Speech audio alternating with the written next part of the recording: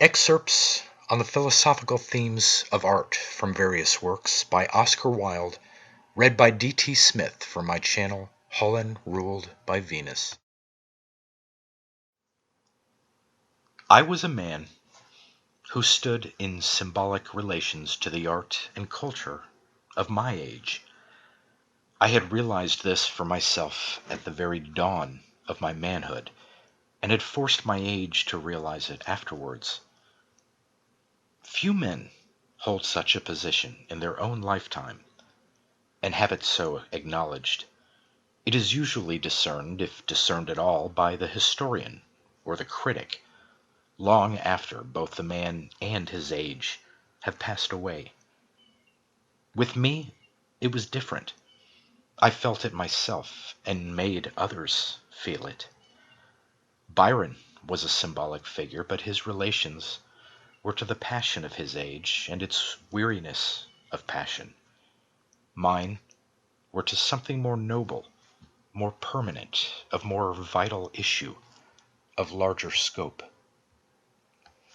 The only people I would care to be with now are artists and people who have suffered, those who know what beauty is and those who know what sorrow is.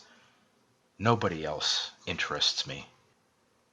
Clergymen, and other people who use phrases without wisdom, sometimes talk of suffering as a mystery. It is really a revelation. One discerns things one never discerned before. One approaches the whole of history from a different standpoint. What one had felt dimly through instinct about art is intellectually and emotionally realized with perfect clearness of vision and absolute intensity of apprehension. I now see that sorrow, being the supreme emotion of which man is capable, is at once the type and test of all great art. What the artist is always looking for is the mode of existence in which soul and body are one and indivisible, in which the outward is expressive of the inward, in which form reveals. Of such modes of existence there are not a few. Youth and the arts preoccupied with youth may serve as a model for us at one moment.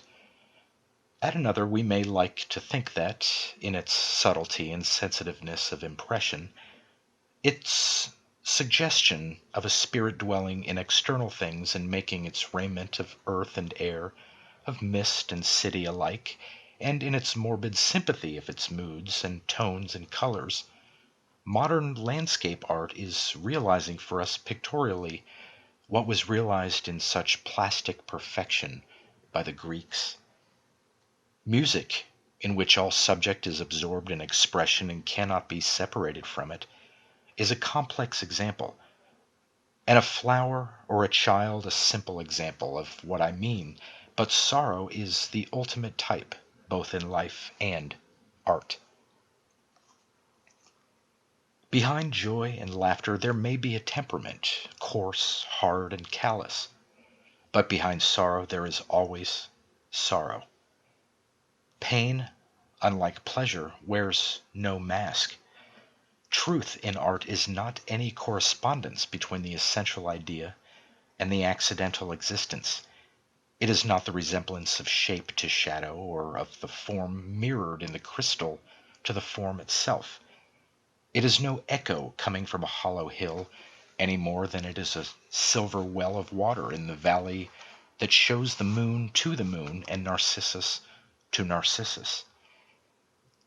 Truth in art is the unity of a thing with itself, the outward rendered expressive of the inward, the soul made incarnate, the body instinct with spirit. For this reason there is no truth comparable to sorrow. There are times when sorrow seems to me to be the only truth. Other things may be illusions of the eye or the appetite, made to blind the one and cloy the other. But out of sorrow have the worlds been built, and at the birth of a child or a star there is pain. Every single work of art is the fulfillment of a prophecy, for every work of art is the conversion of an idea into an image. Every single human being should be the fulfillment of a prophecy. For every human being should be the realization of some ideal, either in the mind of God or in the mind of man.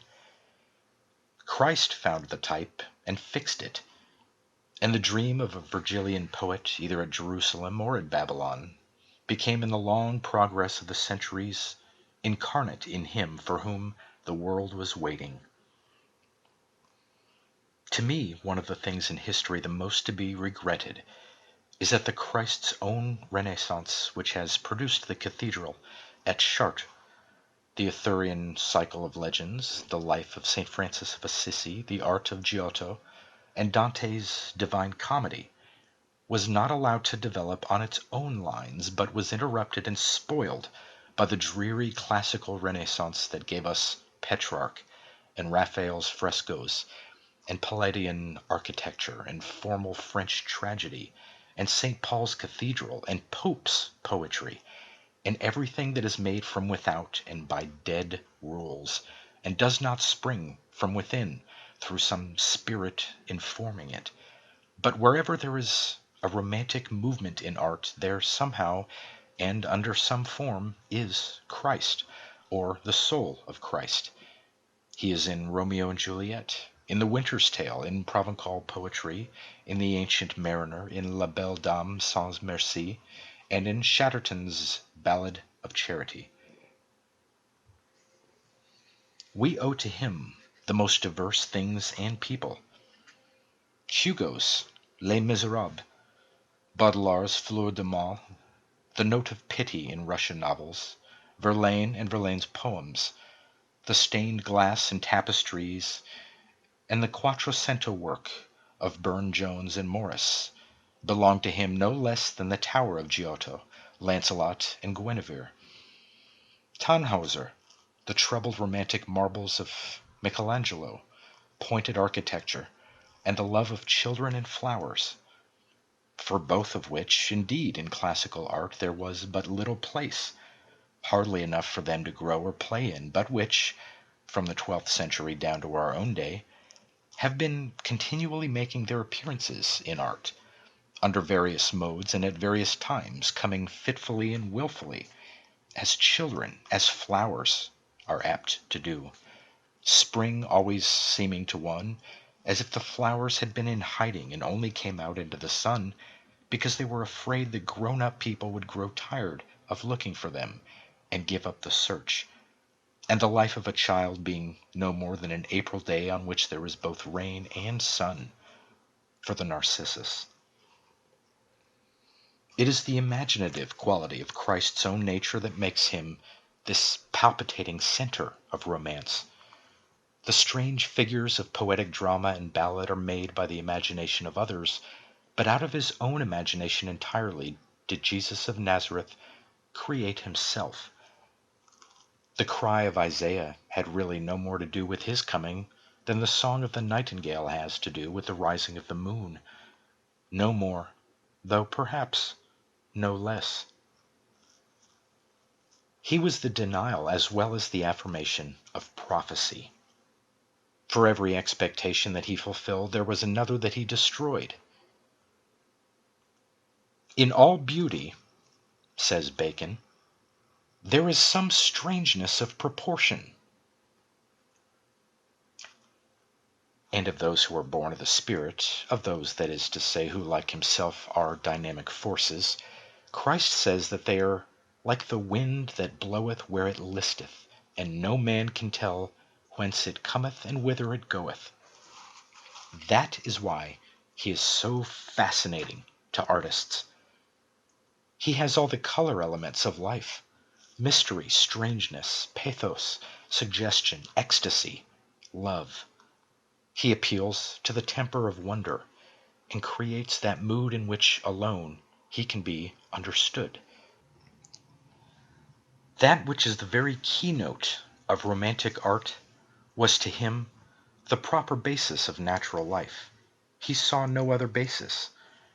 And when they brought him one taken in the very act of sin, and showed him her sentence written in the law, and asked him what was to be done, he wrote with his finger on the ground, as though he did not hear them, and finally, when they pressed him again, looked up and said, "Let him of you who has never sinned be the first to throw the stone at her."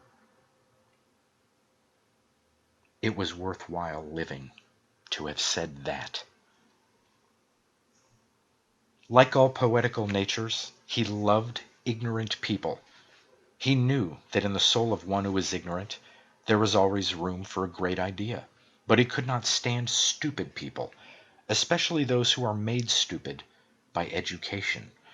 People who are full of opinions, not one of which they even understand.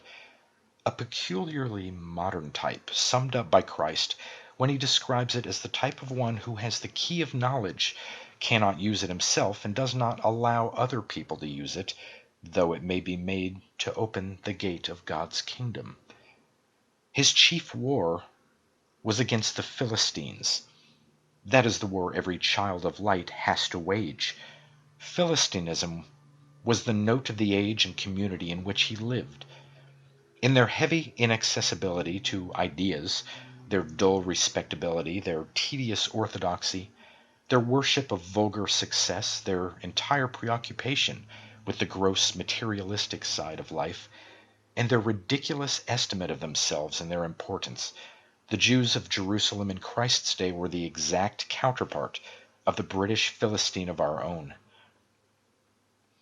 Christ mocked at the whited sepulchre of respectability and fixed that phrase forever. He treated worldly success as a thing absolutely to be despised. He saw nothing in it at all. He looked on wealth as an encumbrance to a man. He would not hear of life being sacrificed to any system of thought or morals.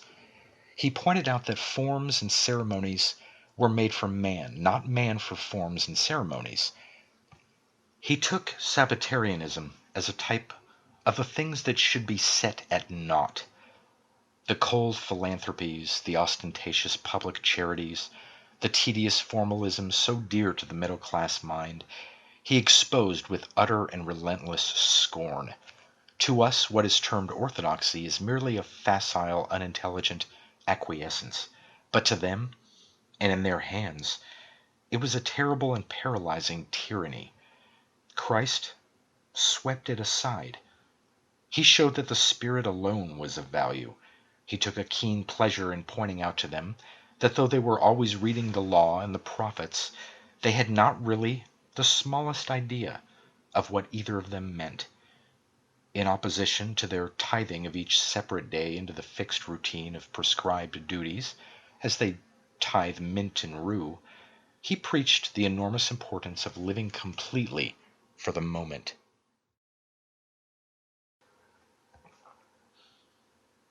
An individual who has to make things for the use of others, and with reference to their wants and their wishes, does not work with interest and consequently cannot put into his work what is best in him.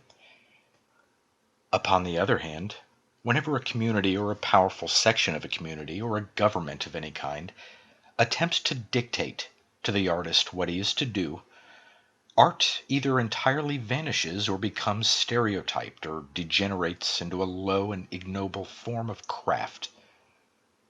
A work of art is the unique result of a unique temperament. Its beauty comes from the fact that the author is what he is. It has nothing to do with the fact that other people want what they want. Indeed, the moment that an artist takes notice of what other people want and tries to supply the demand, he ceases to be an artist and becomes a dull or an amusing craftsman, an honest or a dishonest tradesman. He has no further claim to be considered as an artist. Art is the most intense mood of individualism that the world has known. I am inclined to say that it is the only real mode of individualism that the world has known. Crime, which under certain conditions may seem to have created individualism, must take cognizance of other people and interfere with them. It belongs to the sphere of action, but alone, without any reference to his neighbors, without any interference. The artist can fashion a beautiful thing, and if he does not do it solely for his own pleasure, he is not an artist at all. And it is to be noted that it is the fact that art is this intense form of individualism that makes the public try to exercise over it an authority that is as immoral as it is ridiculous, and as corrupting as it is contemptible. It is not quite their fault. The public has always, and in every age, been badly brought up.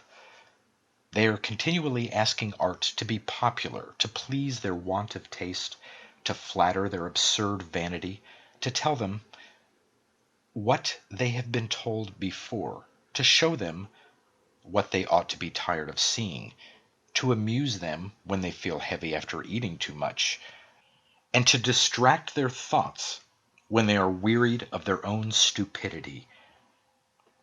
Now, art should never try to be popular. The public should try to make itself artistic. There is a very wide difference. If a man of science were told that the results of his experiments and the conclusions that he arrived at should be of such a character that they would not upset the received popular notions on the subject, or disturb popular prejudice, or hurt the sensibilities of people who knew nothing about science, if a philosopher were told that he had a perfect right to speculate in the highest spheres of thought, provided that he arrived at the same conclusions as were held by those who had never thought in any sphere at all, well, nowadays the man of science and the philosopher would be considerably amused. Yet it is really a very few years since both philosophy and science were subjected to brutal popular control, to authority, in fact, the authority of either the general ignorance of the community or the terror and greed for power of an ecclesiastical or governmental class. Of course, we have to a very great extent got rid of any attempt on the part of the community or the church or the government to interfere with the individualism of speculative thought, but the attempt to interfere with the individualism of imaginative art still lingers. In fact, it does more than linger. It is aggressive, offensive, and brutalizing. In England, the arts that have escaped best are the arts in which the public take no interest. Poetry is an instance of what I mean. We've been able to have fine poetry in England because the public do not read it, and consequently do not influence it. The public like to insult poets because they are individual, but once they have insulted them, they leave them alone. In the case of the novel and the drama, arts in which the public do take an interest, the result of the exercise of popular authority has been absolutely ridiculous. No country produces such badly written fiction, such tedious common work in the novel form, such silly vulgar plays as England. It must necessarily be so. The popular standard is of such a character that no artist can get to it. It is at once too easy and too difficult to be a popular novelist. It is too easy because the requirements of the public as far as plot, style, psychology, treatment of life, and treatment of literature are concerned are within the reach of the very meanest capacity and the most uncultivated mind. It is too difficult because to meet such requirements the artist would have to do violence to his temperament, would have to write not for the artistic joy of writing, but for the amusement of half-educated people, and so would have to suppress his individualism, forget his culture, annihilate his style, and surrender everything that is valuable in him. In the case of the drama, things are a little better. The theater-going public like the obvious, it is true, but they do not like the tedious, and burlesque and farcical comedy, the two most popular forms, are distinct forms of art. Delightful work may be produced under burlesque and farcical conditions, and in work of this kind the artist in England is allowed very great freedom.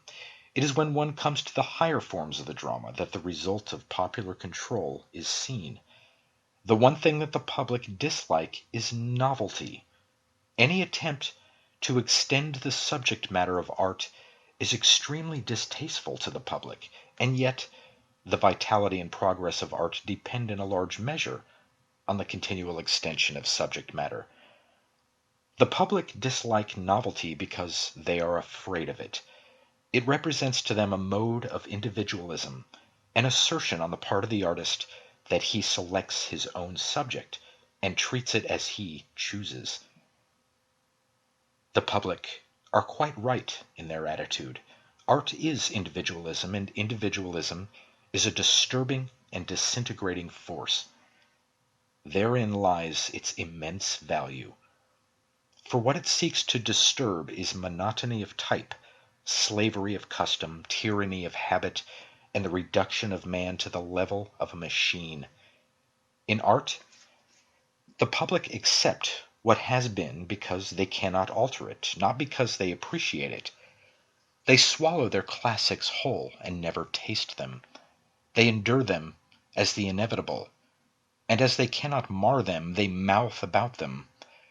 Strangely enough, or not strangely, according to one's own views, this acceptance of the classics does a great deal of harm. The uncritical admiration of the Bible and Shakespeare in England is an instance of what I mean. With regard to the Bible, considerations of ecclesiastical authority enter into the matter, so that I need not dwell upon the point. But in the case of Shakespeare, it is quite obvious that the public really see neither the beauties nor the defects of his plays. If they saw the beauties, they would not object to the development of the drama, and if they saw the defects, they would not object to the development of the drama either. The fact is that the public make use of the classics of a country as a means of checking the progress of art. They degrade the classics into authorities. They use them as bludgeons for preventing the free expression of beauty in new forms. They are always asking a writer why he does not write like somebody else, or a painter why he does not paint like somebody else, quite oblivious of the fact that if either of them did anything of the kind, he would cease to be an artist. A fresh mode of beauty is absolutely distasteful to them, and whenever it appears they get so angry and bewildered that they always use two stupid expressions. One is that the work of art is grossly unintelligible. The other, that the work of art is grossly immoral. What they mean by these words seems to me to be this.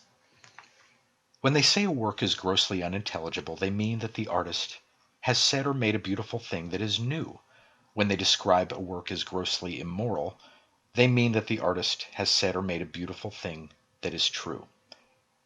The former expression has reference to style, the latter to subject matter. But they probably use the words very vaguely, as an ordinary mob will use ready-made paving stones.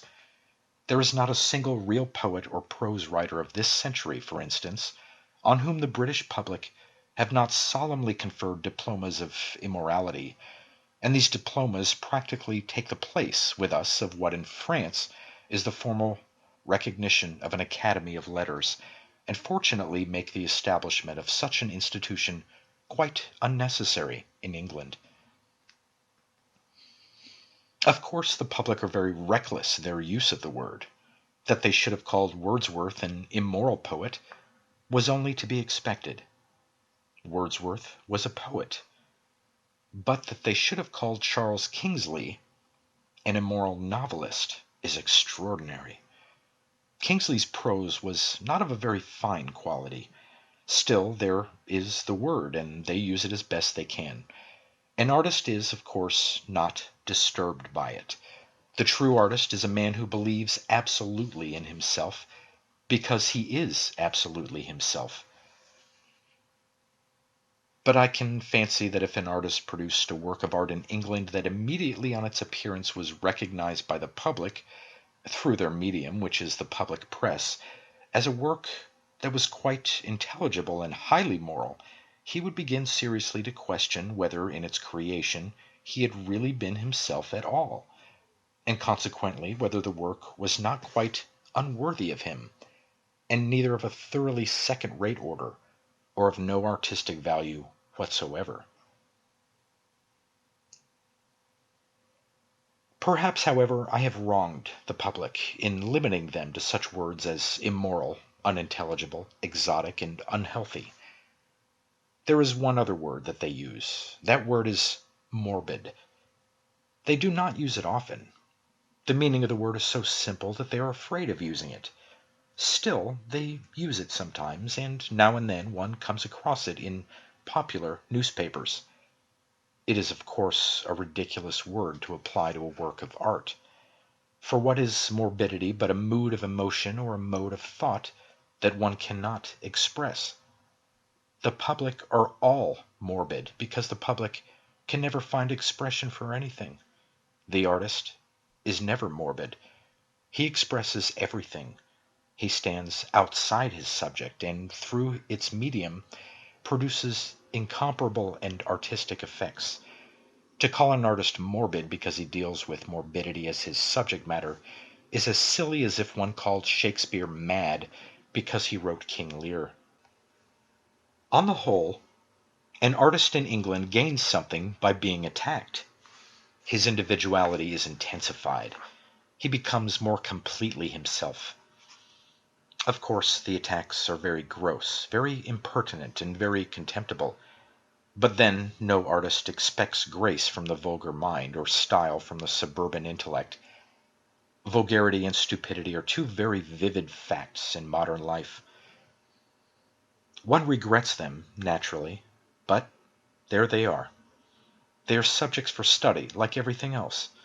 And it is only fair to state, with regard to modern journalists, that they always apologize to one in private for what they have written against one in public. Within the last few years, two other adjectives, it may be mentioned, have been added to the very limited vocabulary of art abuse that is at the disposal of the public. One is the word unhealthy. The other is the word exotic. The latter merely expresses the rage of the momentary mushroom against the immortal, entrancing, and exquisitely lovely orchid. It is a tribute, but a tribute of no importance. The word unhealthy, however, admits of analysis. It is a rather interesting word. In fact, it is so interesting that the people who use it do not know what it means. What does it mean? What is a healthy or an unhealthy work of art? All terms that one applies to a work of art, provided that one applies them rationally, have reference to either its style or its subject, or to both together. From the point of view of style, a healthy work of art is one whose style recognizes the beauty of the material it employs, be that material one of words or of bronze, of color or of ivory, and uses that beauty as a factor in producing the aesthetic effect. From the point of view of subject, a healthy work of art is one the choice of whose subject is conditioned by the temperament of the artist and comes directly out of it. In fine, a healthy work of art is one that has both perfection and personality. Of course, form and substance cannot be separated in a work of art. They are always one. But for purposes of analysis and setting the wholeness of aesthetic impression aside for a moment, we can intellectually so separate them. An unhealthy work of art, on the other hand, is a work whose style is obvious, old-fashioned, and common, and whose subject is deliberately chosen, not because the artist has any pleasure in it, but because he thinks that the public will pay him for it. In fact, the popular novel that the public call healthy is always a thoroughly unhealthy production, and what the public call an unhealthy novel is always a beautiful and healthy work of art. I need hardly say that I am not, for a single moment, complaining that the public and the public press misuse these words. I do not see how, with their lack of comprehension of what art is, they could possibly use them in the proper sense. I am merely pointing out the misuse. And as for the origin of the misuse and the meaning that lies behind it all, the explanation is very simple. It comes from the barbarous conception of authority. It comes from the natural inability of a community corrupted by authority to understand or appreciate individualism. In a word, it comes from that monstrous and ignorant thing that is called public opinion, which, bad and well-meaning as it is when it tries to control action, is infamous and evil-meaning when it tries to control thought or art. Indeed, there is much more to be said in favor of the physical force of the public than there is in favor of the public's opinion. The former may be fine, the latter must be foolish. It is often said that force is no argument. That, however, entirely depends on what one wants to prove. Many of the most important problems of the last few centuries, such as the continuance of personal government in England or of feudalism in France, have been solved entirely by means of physical force. The very violence of a revolution may make the public grand and splendid for a moment. It was a fatal day when the public discovered that the pen is mightier than the paving stone, and can be made as offensive as the brickbat. They at once sought for the journalist, found him, developed him, and made him their industrious and well-paid servant. It is greatly to be regretted, for both their sakes. Behind the barricade there may be much that is noble and heroic, but what is there behind the leading article but prejudice, stupidity, cant, and twaddle? And when these four are joined together, they make a terrible force, and constitute the new authority. In the old days, men had the rack. Now they have the press. That is an improvement, certainly, but still it is very bad and wrong and demoralizing. Somebody, was it Burke, called journalism the fourth estate. That was true at the time, no doubt, but at the present moment it really is the only estate. It has eaten up the other three. The lords temporal say nothing, the lords spiritual have nothing to say, and the House of Commons has nothing to say and says it. We are dominated by journalism. In America, the president reigns for 4 years and journalism governs forever and ever. Fortunately, in America, journalism has carried its authority to the grossest and most brutal extreme. As a natural consequence, it has begun to create a spirit of revolt. People are amused by it, or disgusted by it, according to their temperaments, but it is no longer the real force it was. It is not seriously treated. In England, journalism, except in a few well-known instances, not having been carried to such excesses of brutality, is still a great factor, a really remarkable power. The tyranny that it proposes to exercise over people's private lives seems to me to be quite extraordinary. The fact is that the public have an insatiable curiosity to know everything except what is worth knowing. Journalism, conscious of this, and having tradesman-like habits, supplies their demands. In centuries before ours, the public nailed the ears of journalists to the pump. That was quite hideous. In this century, journalists have nailed their own ears to the keyhole. That is much worse. I have pointed out that the arts which had escaped best in England are the arts in which the public have not been interested. They are, however, interested in the drama, and as a certain advance has been made in the drama within the last 10 or 15 years, it is important to point out that this advance is entirely due to a few individual artists refusing to accept the popular want of taste as their standard, and refusing to regard art as a mere matter of demand and supply. With his marvelous and vivid personality, with a style that has really a true color element in it, with his extraordinary power not over mere mimicry but over imaginative and intellectual creation, Mr. Irving, had his sole object been to give the public what they wanted, could have produced the commonest plays in the commonest manner, and made as much success and money as a man could possibly desire. But his object was not that. His object was to realize his own perfection as an artist, under certain conditions and in certain forms of art. At first he appealed to the few. Now he has educated the many. He has created in the public both taste and temperament. The public appreciate his artistic success immensely.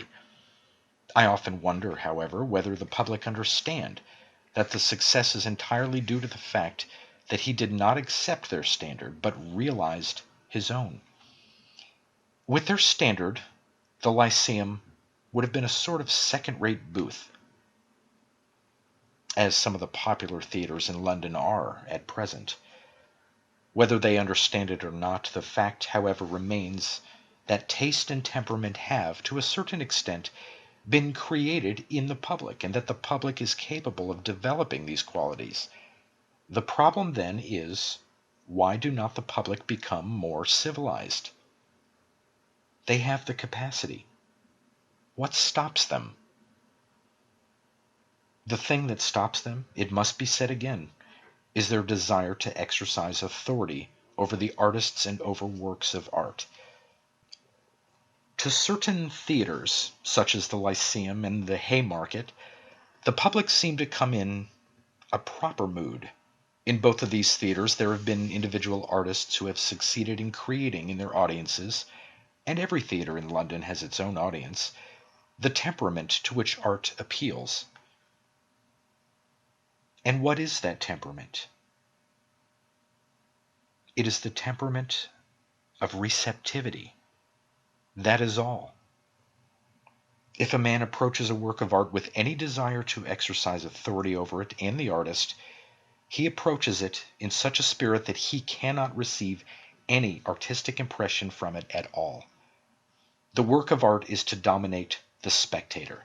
The spectator is not to dominate the work of art. The spectator is to be receptive. He is to be the violin on which the master is to play, and the more completely he can suppress his own silly views, his own foolish prejudices, his own absurd ideas of what art should be or should not be, the more likely he is to understand and appreciate the work of art in question. This is, of course, quite obvious in the case of the vulgar theater-going public of English men and women, but it is equally true of what are called educated people. For an educated person's ideas of art are drawn naturally from what art has been, whereas the new work of art is beautiful by being what art has never been, and to measure it by the standard of the past is to measure it by a standard on the rejection of which its real perfection depends. A temperament capable of receiving, through an imaginative medium and under imaginative conditions, new and beautiful impressions, is the only temperament that can appreciate a work of art. And true as this is in a case of the appreciation of sculpture and painting, it is still more true of the appreciation of such arts as the drama. For a picture and a statue are not at war with time. They take no account of its succession. In one moment their unity may be apprehended. In the case of literature it is different. Time must be traversed before the unity of effect is realized. And so, in the drama, there may occur in the first act of the play something whose real artistic value may not be evident to the spectator till the third or fourth act is reached. Is the silly fellow to get angry and call out and disturb the play and annoy the artists? No. The honest man is to sit quietly and know the delightful emotions of wonder, curiosity, and suspense. He is not to go to the play to lose a vulgar temper. He is to go to the play to realize an artistic temperament. He is to go to the play to gain an artistic temperament. He is not the arbiter of the work of art. He is one who is admitted to contemplate the work of art, and if the work be fine, to forget in its contemplation all the egotism that mars him, the egotism of his ignorance or the egotism of his information. The point about the drama is hardly, I think, sufficiently recognized. I can quite understand that were Macbeth produced for the first time before a modern London audience, Many of the people present would strongly and vigorously object to the introduction of the witches in the first act with their grotesque phrases and their ridiculous words. But when the play is over, one realizes that the laughter of the witches in Macbeth is as terrible as the laughter of madness in Lear, more terrible than the laughter of Iago in the tragedy of the Moor. No spectator of art needs a more perfect mood of receptivity than the spectator of a play. The moment he seeks to exercise authority, he becomes the avowed enemy of art and of himself. Art does not mind. It is he who suffers. With the novel, it is the same thing. Popular authority and the recognition of popular authority are fatal. Thackeray's Esmond is a beautiful work of art because he wrote it to please himself. In his other novels, in Pendennis, in Philip, in Vanity Fair even, at times, he is too conscious of the public, and spoils his work by appealing directly to the sympathies of the public, or by directly mocking at them. A true artist takes no notice whatever of the public. The public are to him non-existent. He has no poppied or honeyed cakes through which to give the monster sleep or sustenance. He leaves that to the popular novelist. One incomparable novelist we have now in England, Mr. George Meredith. There are better artists in France, but France has no one whose view of life is so large, so varied, so imaginatively true. There are tellers of stories in Russia who have a more vivid sense of what pain in fiction may be, but to him belongs philosophy in fiction. His people not merely live, but they live in thought. One can see them from myriad points of view. They are suggestive. There is soul in them and around them. They are interpretive and symbolic. And he who made them, those wonderful, quickly moving figures, made them for his own pleasure and has never asked the public what they wanted, has never cared to know what they wanted, has never allowed the public to dictate to him or influence him in any way, but has gone on intensifying his own personality and producing his own individual work. At first, none came to him. That did not matter. Then the few came to him. That did not change him. The many have come now. He is still the same. He's an incomparable novelist. With the decorative arts, it is not different. The public clung with really pathetic tenacity to what I believe were the direct traditions of the great exhibition of international vulgarity. Traditions that were so appalling that the houses in which people lived were only fit for blind people to live in. Beautiful things began to be made. Beautiful colors came from the dyer's hand. Beautiful patterns from the artist's brain, and the use of beautiful things and their value and importance were set forth. The public were really very indignant. They lost their temper. They said silly things. No one minded. No one was a whit the worse. No one accepted the authority of public opinion. And now it is almost impossible to enter any modern house without seeing some recognition of good taste, some recognition of the value of lovely surroundings, some sign of appreciation of beauty. In fact, people's houses are, as a rule, quite charming nowadays. People have been, to a very great extent, civilized. It is only fair to state, however, that the extraordinary success of the revolution in house decoration and furniture and the like has not really been due to the majority of the public developing a very fine taste in such matters. It has been chiefly due to the fact that the craftsmen of things so appreciated the pleasure of making what was beautiful and woke to such a vivid consciousness of the hideousness and vulgarity of what the public had previously wanted, that they simply starved the public out. It would be quite impossible at the present moment to furnish a room as rooms were furnished a few years ago, without going for everything to an auction of second-hand furniture from some third-rate lodging house. The things are no longer made. However they may object to it, people must nowadays have something charming in their surroundings. Fortunately for them, their assumption of authority in these art matters came to entire grief.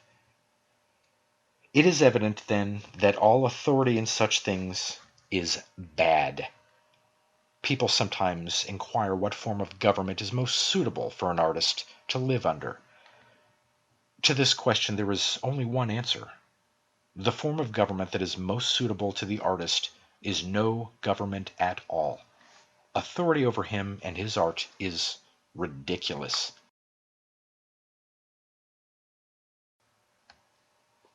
I know of nothing in all drama more incomparable from the point of view of art, nothing more suggestive in its subtlety of observation, than Shakespeare's drawing of Rosencrantz and Guildenstern.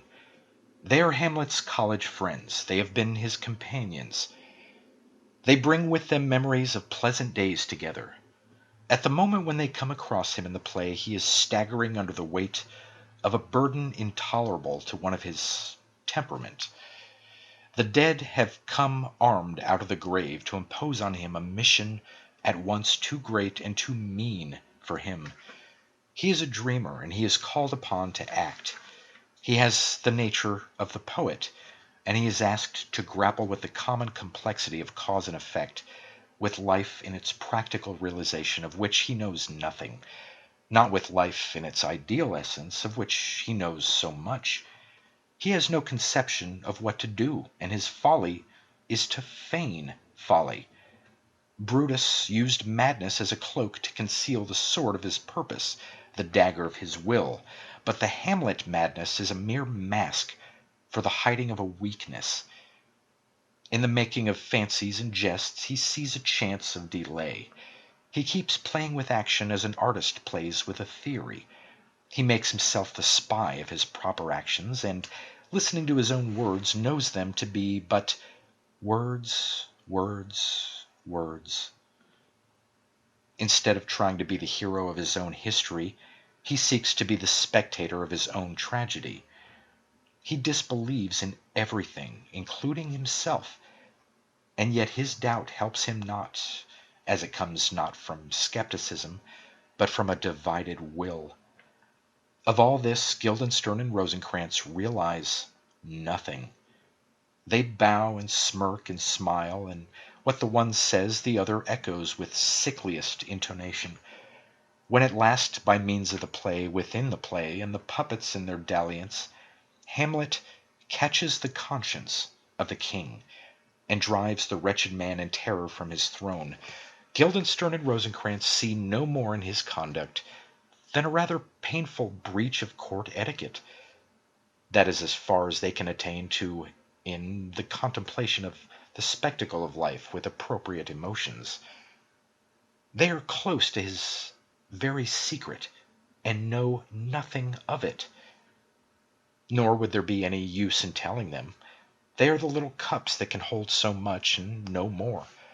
Towards the close it is suggested that, caught in a cunning spring set for another, they have met, or may meet, with a violent and sudden death. But a tragic ending of this kind, though touched by Hamlet's humor with something of the surprise and justice of comedy, is really not for such as they. They never die. Horatio, who in order to report Hamlet and his cause aright to the unsatisfied, absents him from felicity a while, and in this harsh world draws his breath in pain, dies. But Guildenstern and Rosencrantz are as immortal as Angelo and Tartuffe, and should rank with them. They are what modern life has contributed to the antique ideal of friendship. He who writes anew De Amicitia must find a niche for them and praise them in Tusculan prose. They are types fixed for all time. To censor them would show a lack of appreciation.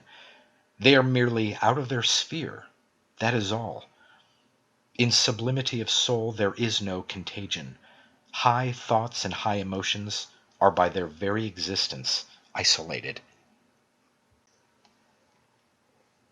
I am conscious now that behind all this beauty, satisfying though it may be, there is some spirit hidden of which the painted forms and shapes are but modes of manifestation, and it is with this spirit that I desire to become in harmony. I have grown tired of the articulate utterances of men and things. The mystical in art, the mystical in life, the mystical in nature, that is what I am looking for. It is absolutely necessary for me to find it somewhere. It has constantly been made a subject of reproach against artists and men of letters that they are lacking in wholeness and completeness of nature. As a rule, this must necessarily be so. That very concentration of vision and intensity of purpose, which is the characteristic of the artistic temperament, is in itself a mode of limitation. To those who are preoccupied with the beauty of form, nothing else seems of much importance. Yet there are many exceptions to this rule.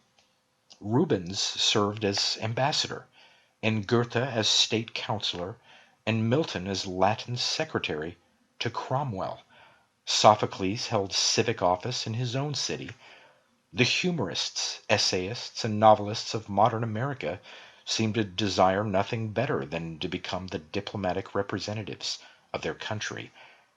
And Charles Lamb's friend, Thomas Griffiths Wainwright, the subject of this brief memoir, though of an extremely artistic temperament, followed many masters other than art.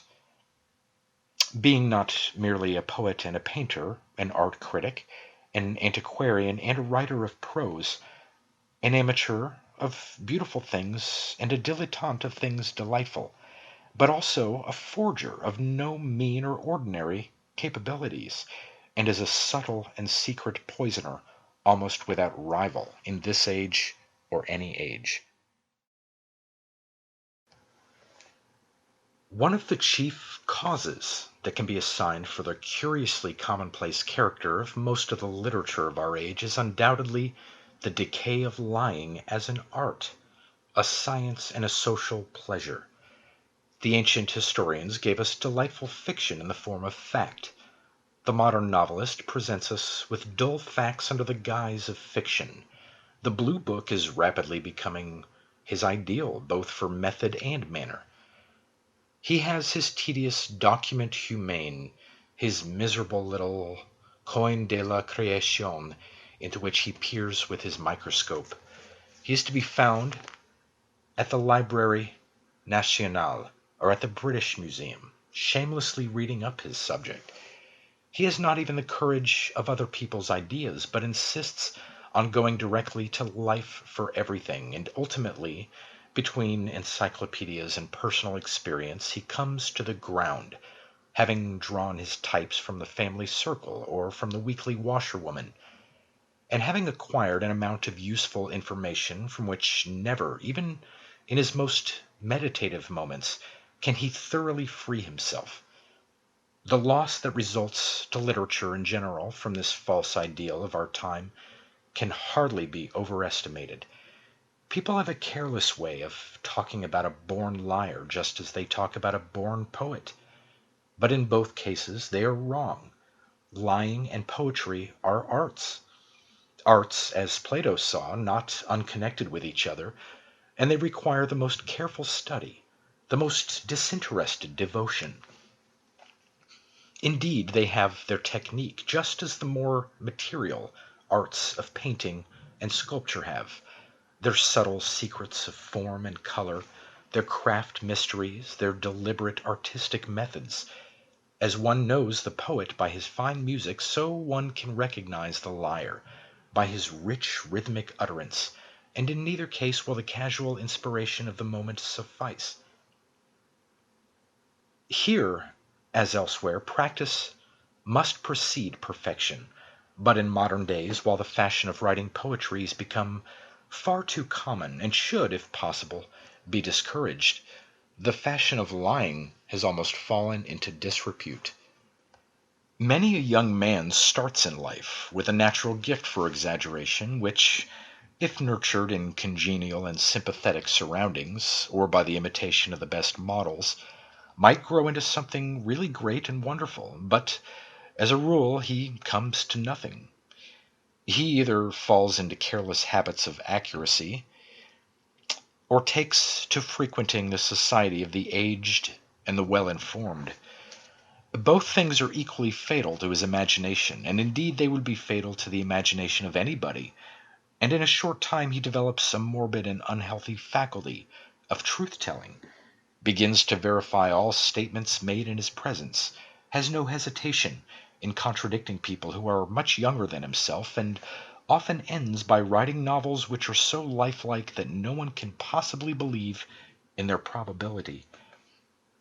This is no isolated instance that we are giving. It is simply one example out of many, and if something cannot be done to check, or at least to modify, our monstrous worship of facts, art will become sterile, and beauty will pass away from the land.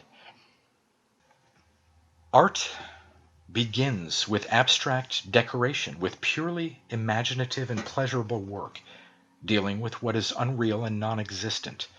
This is the first stage. Then, life becomes fascinated with this new wonder, and asks to be admitted into the charmed circle. Art takes life as part of her rough material, recreates it and refashions it in fresh forms, is absolutely indifferent to fact, invents, imagines, dreams, and keeps between herself and reality the impenetrable barrier of beautiful style, of decorative or ideal treatment. The third stage is when life gets the upper hand and drives art out into the wilderness. This is the true decadence, and it is from this that we are now suffering. Take the case of the English drama. At first, in the hands of the monks, dramatic art was abstract, decorative, and mythological. Then she enlisted life in her service, and using some of life's external forms, she created an entirely new race of beings, whose sorrows were more terrible than any sorrow man has ever felt, whose joys were keener than any lover's joys, who had the rage of the Titans and the calm of the gods, who had monstrous and marvelous sins, monstrous and marvelous virtues. To them she gave a language different from that of actual use, a language full of resonant music and sweet rhythm, made stately by solemn cadence, or made delicate by fanciful rhyme, jeweled with wonderful words and enriched with lofty diction. She clothed her children in strange raiment and gave them masks, and at her bidding the antique world rose from its marble tomb. A new Caesar stalked through the streets of risen Rome, and with purple sail and flute-led oars, another Cleopatra passed up the river to Antioch. Old myth and legend and dream took shape and substance. History was entirely rewritten, and there was hardly one of the dramatists who did not recognize that the object of art is not simple truth, but complex beauty. In this they were perfectly right. Art itself is really a form of exaggeration, and selection, which is the very spirit of art, is nothing more than an intensified mode of overemphasis.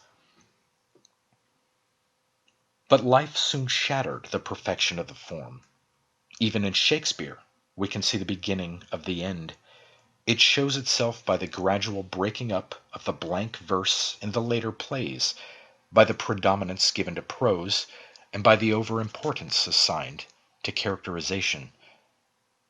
The passages in Shakespeare, and they are many, where the language is uncouth, vulgar, exaggerated, fantastic, obscene even, are entirely due to life calling for an echo of her own voice, and rejecting the intervention of beautiful style through which alone should life be suffered to find expression. Shakespeare is not by any means a flawless artist. He is too fond of going directly to life and borrowing life's natural utterance. He forgets that when art surrenders her imaginative medium, she surrenders everything. It is in working within limits that the master reveals himself, and the limitation, the very condition of any art, is style. However, we need not linger any longer over Shakespeare's realism. The Tempest is the most perfect for palinodes.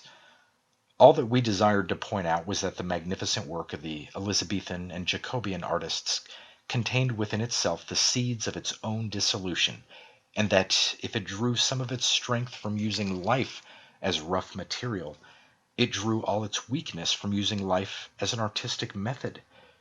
As the inevitable result of this substitution of an imitative for a creative medium, this surrender of an imaginative form, we have the modern English melodrama. The characters in these plays talk on the stage exactly as they would talk off it. They have neither aspirations nor aspirates. They are taken directly from life and reproduce its vulgarity down to the smallest detail. They present the gait, manner, costume, and accent of real people. They would pass unnoticed in a third-class railway carriage. And yet, how wearisome the plays are! They do not succeed in producing even that impression of reality at which they aim, and which is their only reason for existing. As a method, realism is a complete failure. What is true about the drama and the novel is no less true about those arts that we call the decorative arts. The whole history of these arts in Europe is the record of the struggle between Orientalism, with its frank rejection of imitation, its love of artistic convention, its dislike to the actual representation of any object in nature, and our own imitative spirit. Wherever the former has been paramount, as in Byzantium, Sicily, and Spain, by actual contact, or in the rest of Europe by the influence of the Crusades, we have had beautiful and imaginative work in which the visible things of life are transmuted into artistic conventions, and the things that life has not are invented and fashioned for her delight. But wherever we have returned to life and nature, our work has always become vulgar, common, and uninteresting. Modern tapestry, with its aerial effects, its elaborate perspective, its broad expanses of waste sky, its faithful and laborious realism, has no beauty whatsoever. The pictorial glass of Germany is absolutely detestable. We are beginning to weave possible carpets in England, but only because we have returned to the method and spirit of the East.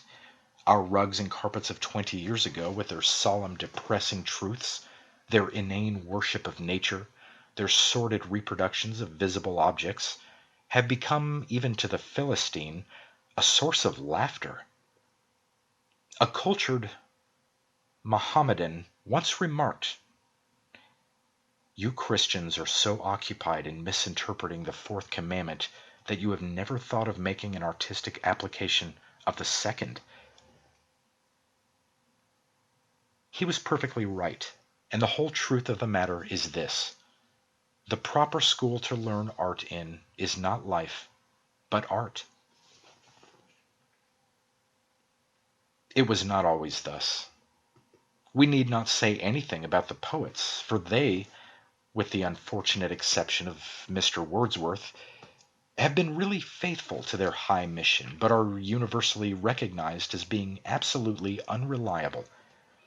But in the works of Herodotus, who, in spite of the shallow and ungenerous attempts of modern scholiasts to verify his history, may justly be called the father of lies, in the unpublished speeches of Cicero and in the biographies of Suetonius, in Tacitus at his best, in Pliny's Natural History, in Hanno's Periplus, in all the early chronicles, in the lives of the saints, in Froissart and Sir Thomas Malory, in the travels of Marco Polo, in Olaus Magnus and Aldrovandus, and Conrad Lycosthenes, with his magnificent Prodigiorum et Ostentorum Chronicon, in the autobiography of Benvenuto Cellini, in the memoirs of Casanova, in Defoe's History of the Plague, in Boswell's Life of Johnson, in Napoleon's Despatches, and in the works of our own Carlyle, whose French Revolution is one of the most fascinating historical novels ever written. Facts are either kept in their proper subordinate position or else entirely excluded on the general ground of dullness. Now, everything is changed. Facts are not merely finding a footing place in history, but they are usurping the domain of fancy and have invaded the kingdom of romance. Their chilling touch is over everything. They are vulgarizing mankind. The crude commercialism of America, its materializing spirit, its indifference to the poetical side of things, and its lack of imagination and of high unattainable ideals are entirely due to that country having adopted for its national hero a man who, according to his own confession, was incapable of telling a lie. And it is not too much to say that the story of George Washington and the cherry tree has done more harm, and in a shorter space of time, than any other moral tale in the whole of literature.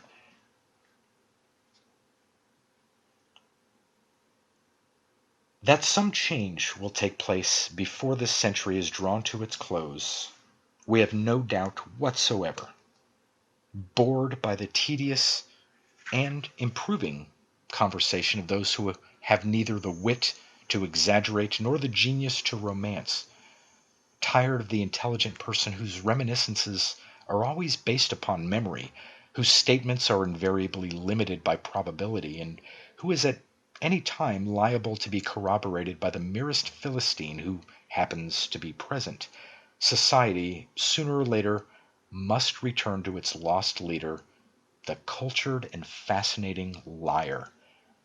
Who he was who first, without ever having gone out to the rude chase, told the wandering caveman at sunset how he had dragged the megatherium from the purple darkness of its jasper cave, or slain the mammoth in single combat and brought back its gilded tusks, we cannot tell, and not one of our modern anthropologists, for all their much boasted science, has had the ordinary courage to tell us.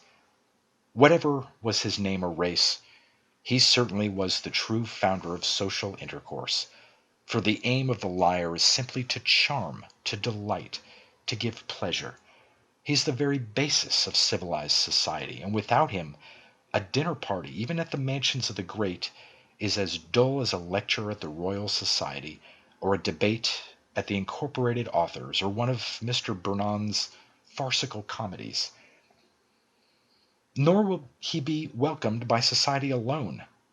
Art, breaking from the prison house of realism, will run to greet him, and will kiss his false, beautiful lips, knowing that he alone is in possession of the great secret of all her manifestations, the secret that truth is entirely and absolutely a matter of style, while life, poor, probable, uninteresting human life, tired of repeating herself for the benefit of Mr. Herbert Spencer, scientific historians, and the compilers of statistics in general, will follow meekly after him and try to reproduce, in her own simple and untutored way, some of the marvels of which he talks. No doubt there will always be critics who, like a certain writer in the Saturday Review, will gravely censor the teller of fairy tales for his defective knowledge of natural history, who will measure imaginative work by their own lack of any imaginative faculty, and will hold up their ink-stained hands in horror if some honest gentleman who has never been farther than the yew trees of his own garden pens a fascinating book of travels like Sir John Mandeville, or, like great Raleigh, writes a whole history of the world without knowing anything whatsoever about the past. To excuse themselves, they will try and shelter under the shield of him who made Prospero the magician, and gave him Caliban and Ariel as his servants, who heard the Tritons blowing their horns round the coral reef of the enchanted isle, and the fairies singing to each other in a wood near Athens, who led the phantom kings in dim procession across the misty Scottish heath, and hid Hecate in a cave with the weird sisters. They will call upon Shakespeare, they always do, and will quote that hackneyed passage, forgetting that this unfortunate aphorism about art holding the mirror up to nature is deliberately said by Hamlet in order to convince the bystanders of his absolute insanity in all art matters. Art finds her own perfection within and not outside of herself.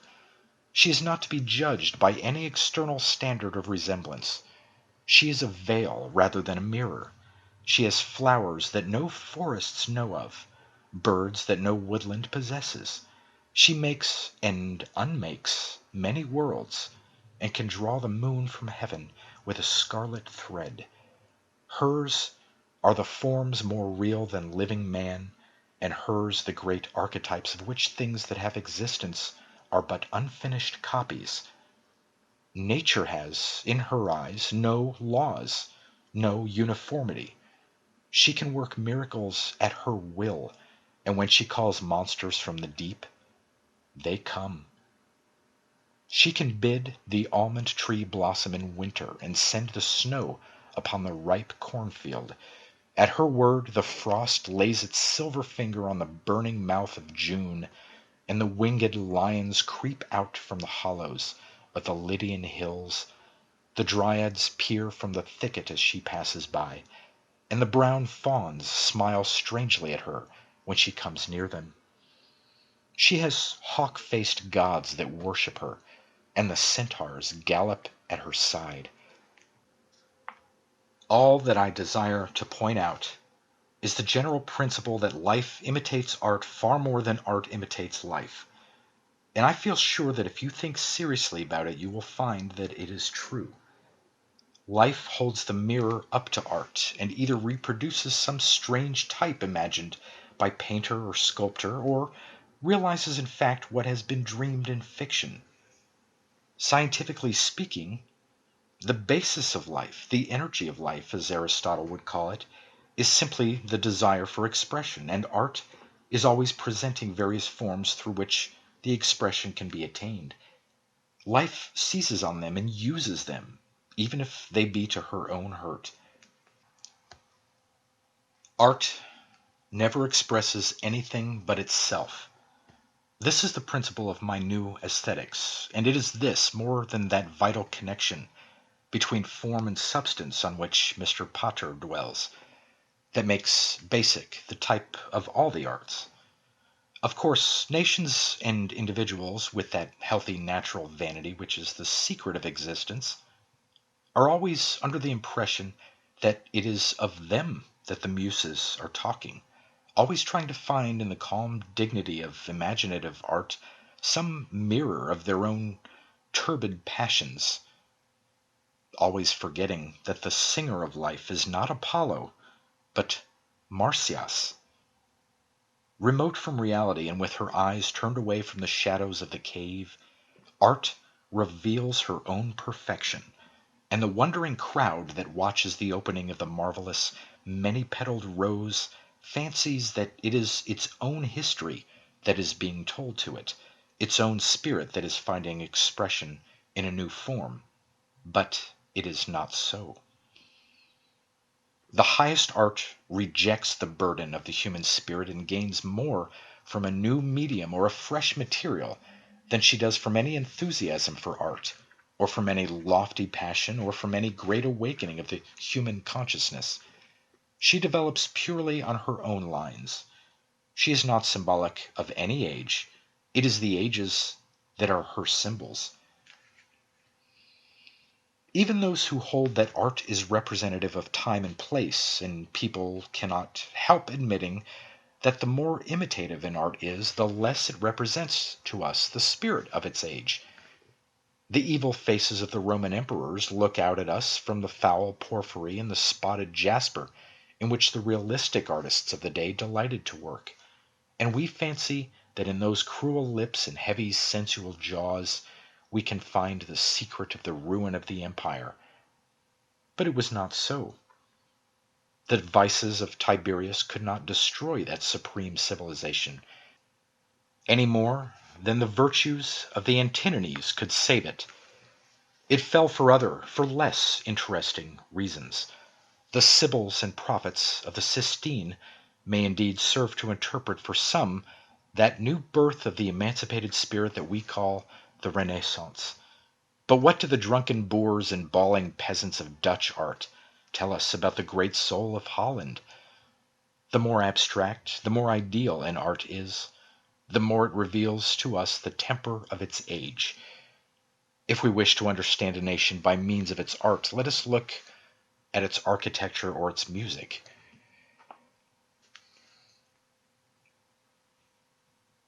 What the imitative arts really give us are merely the various styles of particular artists, or of certain schools of artists. Surely you don't imagine that the people of the Middle Ages bore any resemblance at all to the figures on medieval stained glass, or in medieval stone and wood carving, or on medieval metalwork or tapestries or illuminated manuscripts. They were probably very ordinary-looking people, with nothing grotesque or remarkable or fantastic in their appearance. The Middle Ages, as we know them in art, are simply a definite form of style, and there is no reason at all why an artist with this style should not be produced in the 19th century. No great artist ever sees things as they really are. If he did, he would cease to be an artist. What we have to do, what at any rate it is our duty to do, is to revive this old art of lying. Much, of course, may be done in the way of educating the public by amateurs in the domestic circle, at literary lunches and at afternoon teas. But this is merely the light and graceful side of lying, such as was probably heard at Cretan dinner parties. There are many other forms. Lying for the sake of gaining some immediate personal advantage, for instance. Lying with a moral purpose, as it is usually called, though of late it has been rather looked down upon, was extremely popular with the antique world. Athena laughs when Odysseus tells her his words of sly devising, as Mr. William Morris phrases it, and the glory of mendacity illumines the pale brow of the stainless hero of Euripidean tragedy, and sets among the noble women of the past the young bride of one of Horace's most exquisite odes. Later on, what at first had been merely a natural instinct was elevated into a self-conscious science. Elaborate rules were laid down for the guidance of mankind, and an important school of literature grew up round the subject. Indeed, when one remembers the excellent philosophical treatise of Sanchez on the whole question, one cannot help regretting that no one has ever thought of publishing a cheap and condensed edition of the works of that great casuist. A short primer, when to lie and how, if brought out in attractive and not too expensive a form, would no doubt command a large sale, and would prove of real practical service to many earnest and deep-thinking people. Lying for the sake of the improvement of the young, which is the basis of home education, still lingers among us, and its advantages are so admirably set forth in the early books of Plato's Republic that it is unnecessary to dwell upon them here. It is a mode of lying for which all good mothers have peculiar capabilities, but it is capable of still further development, and has been sadly overlooked by the school board. Lying for the sake of a monthly salary is of course well known in Fleet Street, and the profession of a political leader-writer is not without its advantages, but it is said to be a somewhat dull occupation, and it certainly does not lead to much beyond a kind of ostentatious obscurity. The only form of lying that is absolutely beyond reproach is lying for its own sake, and the highest development of this is, as we have already pointed out, lying in art. Just as those who do not love Plato more than truth cannot pass beyond the threshold of academia, so those who do not love beauty more than truth never know the inmost shrine of art. The solid, stolid British intellect lies in the desert sands like the Sphinx in Flaubert's marvelous tale, and fantasy, La Chimère, dances round it and calls to it with her false, flute-toned voice. It may not hear her now, but surely some day, when we are all bored to death with the commonplace character of modern fiction, it will hearken to her and try to borrow her wings. And when that day dawns, or sunset reddens, how joyous we shall all be! Facts will be regarded as discreditable, truth will be found mourning over her fetters, and romance, with her temper of wonder, will return to the land. The very aspect of the world will change to our startled eyes. Out of the sea will rise Behemoth and Leviathan, and sail round the high-pooped galleys, as they do on the delightful maps of those ages when books on geography were actually readable. Dragons will wander about the waste places, and the phoenix will soar from her nest of fire into the air. We shall lay our hands upon the basilisk, and see the jewel in the toad's head. Champing his gilded oats, the hippogriff will stand in our stalls, and over our heads will float the bluebird singing of beautiful and impossible things, of things that are lovely and that never happen, of things that are not and that should be. But before this comes to pass, we must cultivate the lost art of lying. Briefly, the doctrines of the new aesthetics are these. Art never expresses anything but itself. It has an independent life, just as thought has, and develops purely on its own lines. It is not necessarily realistic in an age of realism, nor spiritual in an age of faith. So far from being the creation of its time, it is usually in direct opposition to it, and the only history that it preserves for us is the history of its own progress. Sometimes it returns upon its footsteps and revives some antique form, as happened in the archaistic movement of late Greek art, and in the pre-Raphaelite movement of our own day. At other times, it entirely anticipates its age and produces in one century work that it takes another century to understand, to appreciate, and to enjoy. In no case does it reproduce its age. To pass from the art of a time to the time itself is the great mistake that all historians commit. The second doctrine is this: all bad art comes from returning to life and nature and elevating them into ideals. Life and nature may sometimes be used as part of art's rough material, but before they are of any real service to art, they must be translated into artistic conventions. The moment art surrenders its imaginative medium, it surrenders everything. As a method, realism is a complete failure, and the two things that every artist should avoid are modernity of form and modernity of subject matter. To us, who live in the 19th century, any century is a suitable subject for art except our own. The only beautiful things are the things that do not concern us. It is, to have the pleasure of quoting myself, exactly because Hecuba is nothing to us that her sorrows are so suitable a motive for a tragedy. Besides, it is only the modern that ever becomes old-fashioned. M. Zola sits down to give us a picture of the Second Empire. Who cares for the Second Empire now? It is out of date. Life goes faster than realism, but romanticism is always in front of life. The third doctrine is that life imitates art far more than art imitates life. This results not merely from life's imitative instinct, but from the fact that the self-conscious aim of life is to find expression, and that art offers it certain beautiful forms through which it may realize that energy. It is a theory that has never been put forward before, but it is extremely fruitful and throws an entirely new light upon the history of art. It follows, as a corollary from this, that external nature also imitates art. The only effects that she can show us are effects that we have already seen through poetry or in paintings. This is the secret of nature's charm, as well as the explanation of nature's weakness. The final revelation is that lying, the telling of beautiful, untrue things, is the proper aim of art. But of this I think I have spoken at sufficient length. The public is wonderfully tolerant. It forgives everything except genius.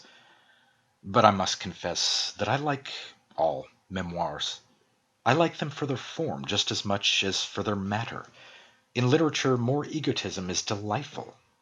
It is what fascinates us in the letters of personalities so different as Cicero and Balzac, Flaubert and Berlioz, Byron and Madame de Sévigné.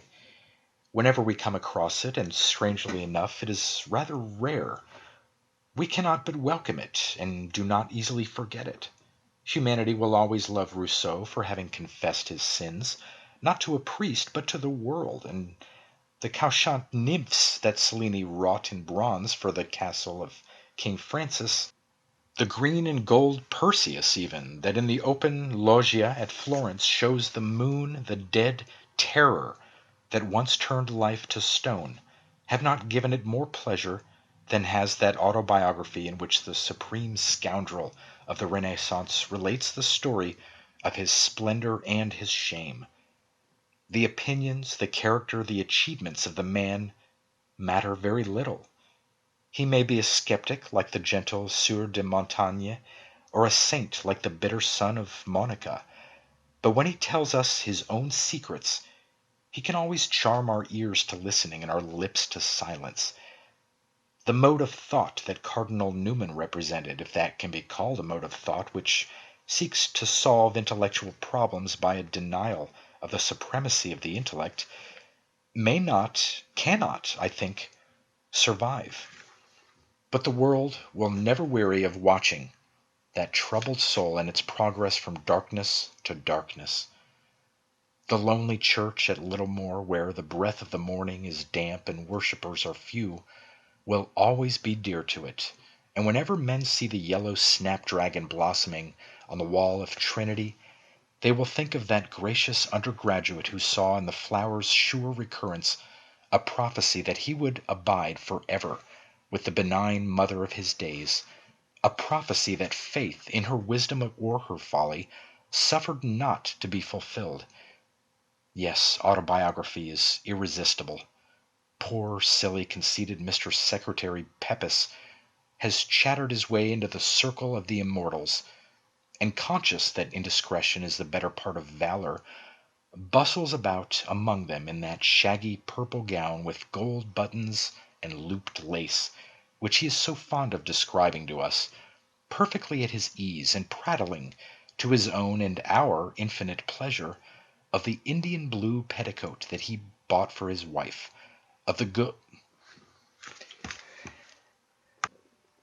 good hog's harslet, and the pleasant French fricassee of veal that he loved to eat, of his game of bowls with Will Joyce, and his gadding after beauties, and his reciting of Hamlet on a Sunday, and his playing of the viol on weekdays, and other wicked or trivial things.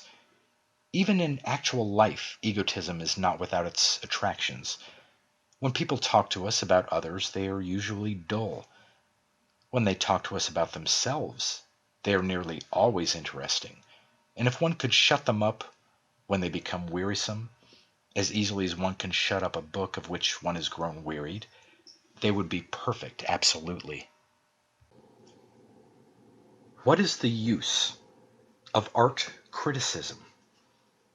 Why cannot the artist be left alone to create a new world if he wishes it, or, if not, to shadow forth the world which we already know, and of which, I fancy, we would each one of us be wearied if art, with her fine spirit of choice and delicate instinct of selection did not, as it were, purify it for us, and give to it a momentary perfection. It seems to me that the imagination spreads, or should spread, a solitude around it, and works best in silence and in isolation. Why should the artist be troubled by the shrill clamor of criticism? Why should those who cannot create take upon themselves to estimate the value of creative work? What can they know about it? If a man's work is easy to understand, an explanation is unnecessary. And if his work is incomprehensible, an explanation is wicked. Nowadays, we have so few mysteries left to us that we cannot afford to part with one of them. The members of the Browning Society, like the theologians of the Broad Church Party or the authors of Mr. Walter Scott's Great Writers series, seem to me to spend their time in trying to explain their divinity away. Where one had hoped that Browning was a mystic, they have sought to show that he was simply inarticulate. Where one had fancied that he had something to conceal, they have proved that he had but little to reveal. But I speak merely of his incoherent work. Taken as a whole, the man was great. He did not belong to the Olympians and had all the incompleteness of the Titan. He did not survey, and it was but rarely that he could sing. His work is marred by struggle, violence, and effort, and he passed not from emotion to form, but from thought to chaos. Still, he was great. He has been called a thinker, and was certainly a man who was always thinking, and always thinking aloud. But it was not thought that fascinated him, but rather the processes by which thought moves. It was the machine he loved, not what the machine makes. The method by which the fool arrives at his folly was as dear to him as the ultimate wisdom of the wise. So much, indeed, did the subtle mechanism of mind fascinate him that he despised language, or looked upon it as an incomplete instrument of expression. Rhyme, that exquisite echo which in the Muse's hollow hill creates and answers its own voice. Rhyme, which in the hands of the real artist becomes not merely a material element of metrical beauty, but a spiritual element of thought and passion also, waking a new mood, it may be, or stirring a fresh train of ideas, or opening by mere sweetness and suggestion of sound some golden door at which the imagination itself had knocked in vain. Rhyme, which can turn man's utterance to the speech of gods. Rhyme, the one chord we have added to the Greek lyre, became in Robert Browning's hands a grotesque, misshapen thing, which at times made him masquerade in poetry as a low comedian, and ride Pegasus too often with his tongue in his cheek. There are moments when he wounds us by monstrous music. Nay, if he can only get his music by breaking the strings of his lute, he breaks them, and they snap in discord, and no Athenian tetics, making melody from tremulous wings, lights on the ivory horn to make the movement perfect, or the interval less harsh. Yet he was great, and though he turned language into ignoble clay, he made from it men and women that live. He is the most Shakespearean creature since Shakespeare. If Shakespeare could sing with myriad lips, Browning could stammer through 1,000 mouths. Even now, as I am speaking, and speaking not against him but for him, there glides through the room the pageant of his persons. There creeps Fra Lippo-Lippi with his cheeks still burning from some girl's hot kiss. There stands dread Saul with the lordly male sapphires gleaming in his turban. Mildred Tresham is there, and the Spanish monk, yellow with hatred, and Blougram, and Ben Ezra, and the Bishop of St. Praxed's, the spawn of Setebos, gibbers in the corner, and Sebald, hearing Pippa pass by, looks on Ottoma's haggard face, and loathes her, and his own sin, and himself. Pale as the white satin of his doublet, the melancholy king watches with dreamy, treacherous eyes too loyal Strafford pass forth to his doom, and Andreas shudders as he hears the cousins whistle in the garden, and bids his perfect wife go down. Yes, Browning was great. And as what will he be remembered? As a poet? Aha, not as a poet. He will be remembered as a writer of fiction, as the most supreme writer of fiction, it may be, that we ever had. His sense of dramatic situation was unrivaled, and if he could not answer his own problems, he could at least put problems forth. And what more should an artist do? Considered from the point of view of a creator of character, he ranks next to him who made Hamlet. Had he been articulate, he might have sat beside him. The only man who can touch the hem of his garment is George Meredith. Meredith is a prose Browning, and so is Browning. He used poetry as a medium for writing in prose. For the creative faculty is higher than the critical. There is really no comparison between them. The antithesis between them is entirely arbitrary. Without the critical faculty, there is no artistic creation at all, worthy of the name. All fine imaginative work is self-conscious and deliberate. No poet sings because he must sing. At least no great poet does. A great poet sings because he chooses to sing. It is so now, and it has always been so. We are sometimes apt to think that the voices that sounded at the dawn of poetry were simpler, fresher, and more natural than ours, and that the world which the early poets looked at and through which they walked had a kind of poetical quality of its own, and almost without changing could pass into song. The snow lies thick now upon Olympus, and its steep, scarped sides are bleak and barren. But once, we fancy, the white feet of the Muses brushed the dew from the anemones in the morning, and at evening came Apollo to sing to the shepherds in the vale. But in this we are merely lending to other ages what we desire, or think we desire, for our own. Our historical sense is at fault. Every century that produces poetry is, so far, an artificial century, and the work that seems to us to be the most natural and simple product of its time is always the result of the most self-conscious effort. Believe me, there is no fine art without self-consciousness, and self-consciousness and the critical spirit are one.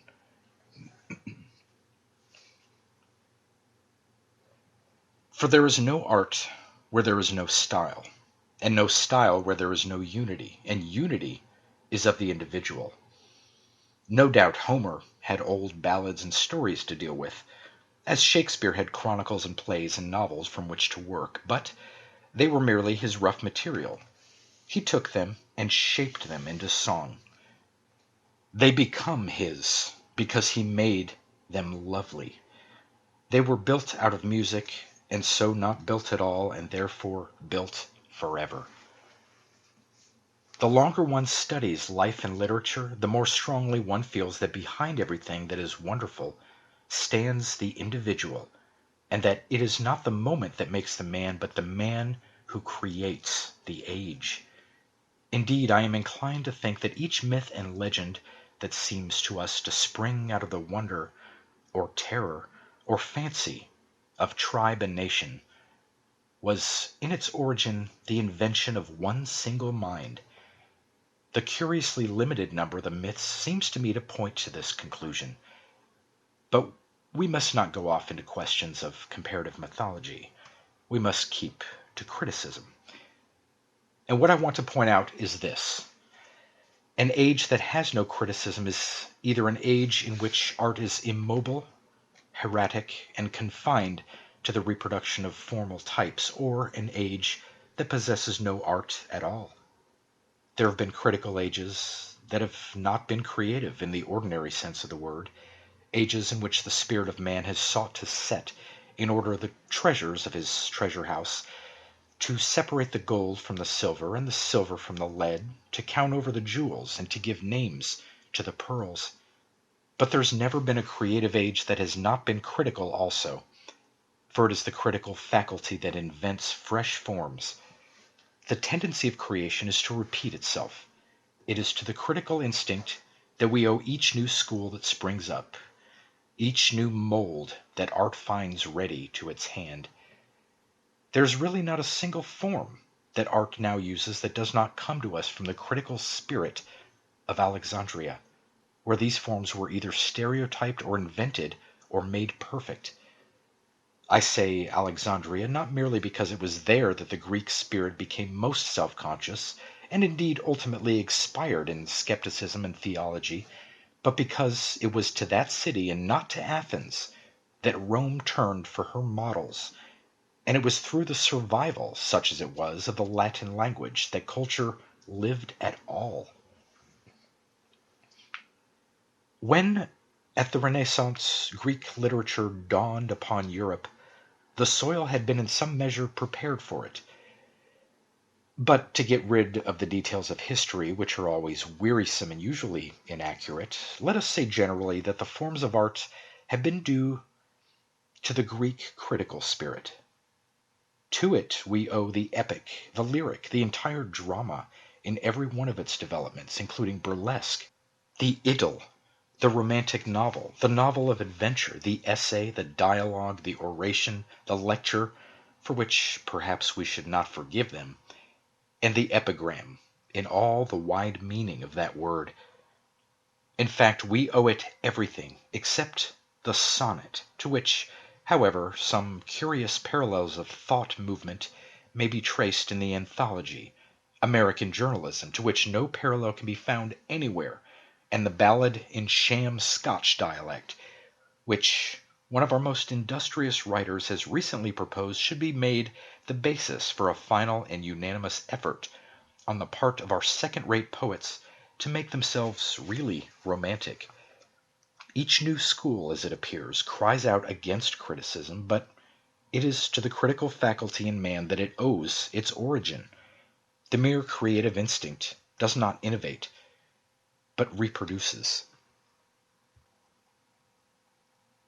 Anybody can make history. Only a great man can write it. There is no mode of action, no form of emotion that we do not share with the lower animals. It is only by language that we rise above them, or above each other. By language, which is the parent and not the child of thought. Action, indeed, is always easy, and when presented to us in its most aggravated, because most continuous form, which I take to be that of real industry, becomes simply the refuge of people who have nothing whatsoever to do. It is a blind thing, action, dependent on external influences and moved by an impulse of whose nature it is unconscious. It is a thing incomplete in its essence, because limited by accident and ignorant of its direction, being always at variance with its aim. Its basis is the lack of imagination.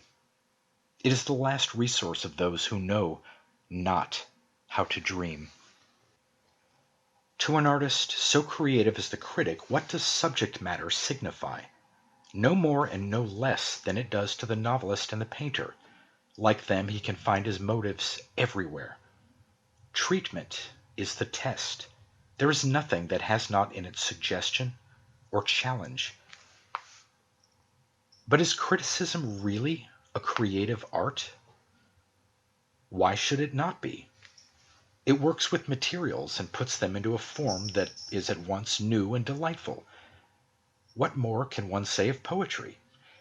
Indeed, I would call criticism a creation within a creation, for just as the great artists, from Homer and Aeschylus down to Shakespeare and Keats, did not go directly to life for their subject matter, but sought for it in myth and legend and ancient tale, so the critic deals with materials that others have, as it were, purified for him, and to which imaginative form and color have been already added.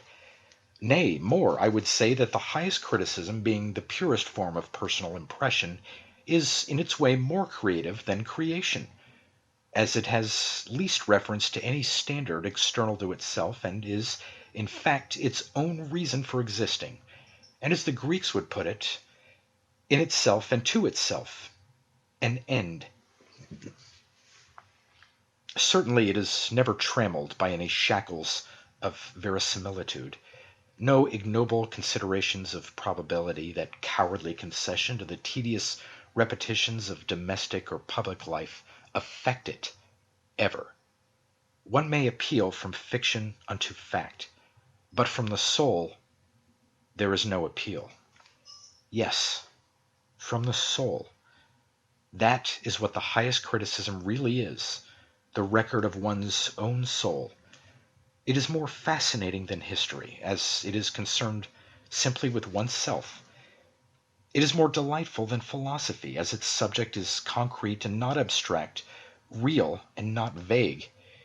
It is the only civilized form of autobiography, as it deals not with the events but with the thoughts of one's life, not with life's physical accidents of deed or circumstance, but with the spiritual moods and imaginative passions of the mind.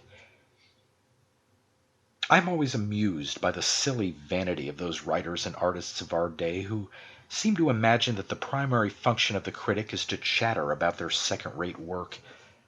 The best that one can say of most modern creative art is that it is just a little less vulgar than reality, and so the critic, with his fine sense of distinction and sure instinct of delicate refinement, will prefer to look into the silver mirror or through the woven veil, and will turn his eyes away from the chaos and clamor of actual existence, though the mirror be tarnished and the veil be torn. His sole aim is to chronicle his own impressions. It is for him that pictures are painted, books written, and marble hewn into form. Beauty has as many meanings as man has moods. Beauty is the symbol of symbols. Beauty reveals everything because it expresses nothing. When it shows us itself, it shows us the whole fiery colored world.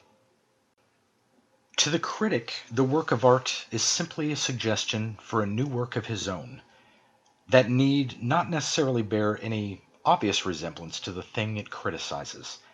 The one characteristic of a beautiful form is that one can put into it whatever one wishes, and see in it whatever one chooses to see, and the beauty that gives to creation its universal and aesthetic element makes the critic a creator in his turn, and whispers of 1,000 different things which were not present in the mind of him who carved the statue, or painted the panel, or graved the gem.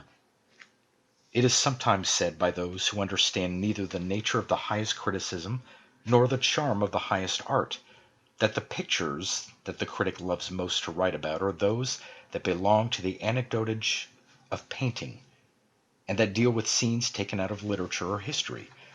But this is not so. Indeed, pictures of this kind are far too intelligible.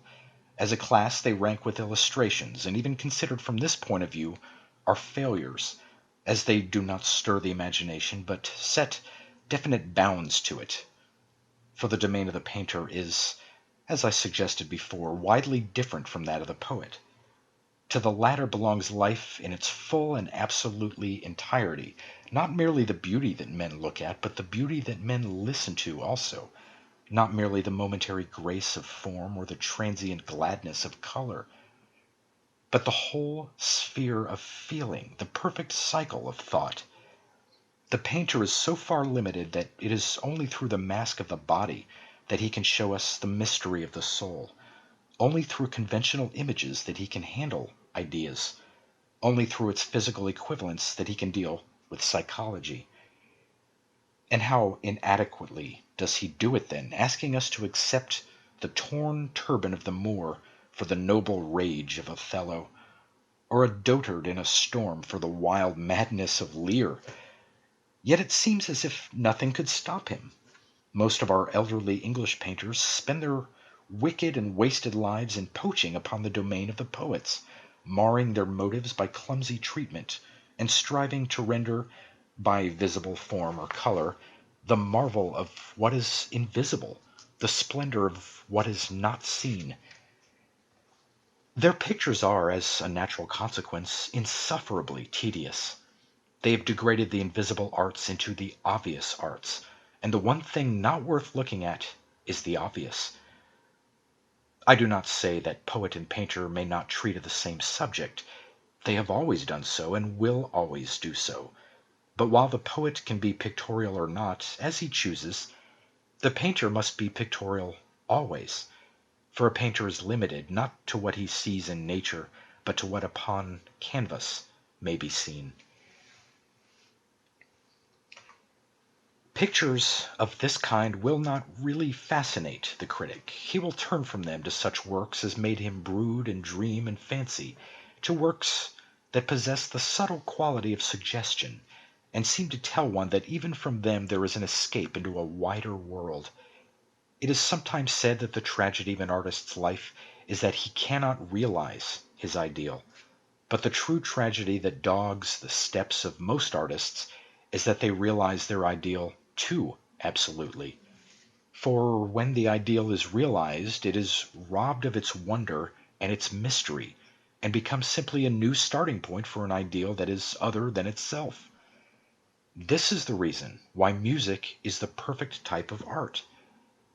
Music can never reveal its ultimate secret.